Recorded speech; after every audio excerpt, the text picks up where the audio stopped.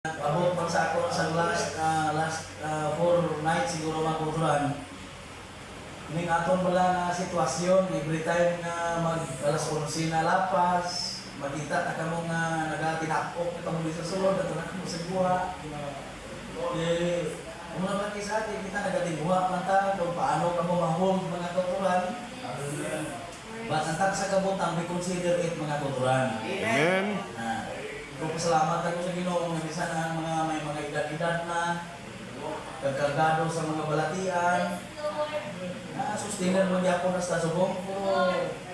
Praise the Lord. Praise the Lord. No, but my part mga kutran, we tried. No? We tried nga nagatimuha kita sa mga buta nga mahimo ta kung ano makapaayo sa aton. Amen. Praise the Lord. God makapaayo sa Ginoo mga kutran.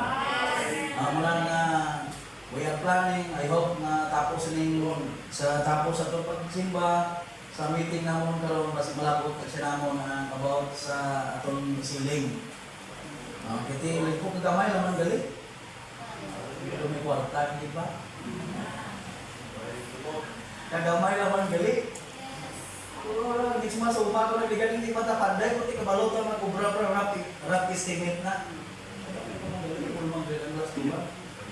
Praise the Lord. Praise the Lord. Himok na gani ang subrasin, napi ang 20 mil.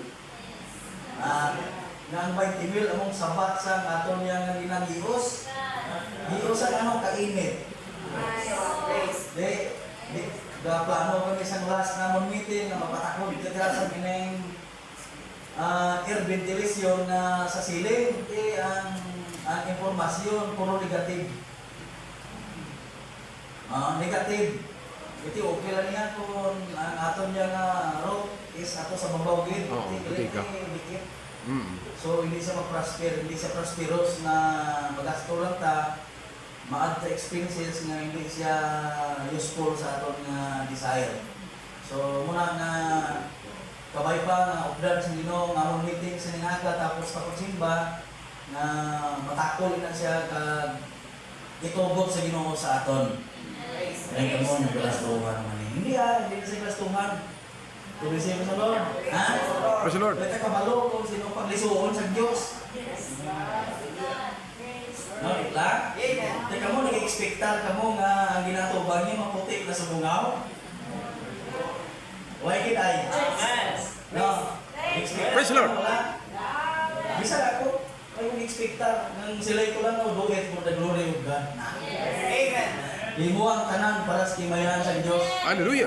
Kung nasa tingaga, ang Diyos magpakamayo sa atong tanan mga kapuran. God's willing by coming next Sunday mga kapuran kasi wala ko disip nito nga. Kung itugot sa Ginoo. Nagbabay ta sunod lang mata sa kiya sa Ginoo sa aton. So magatindog ka mo sa gamay nga tiyon dito sa open our Bible in the book of Revelation 13.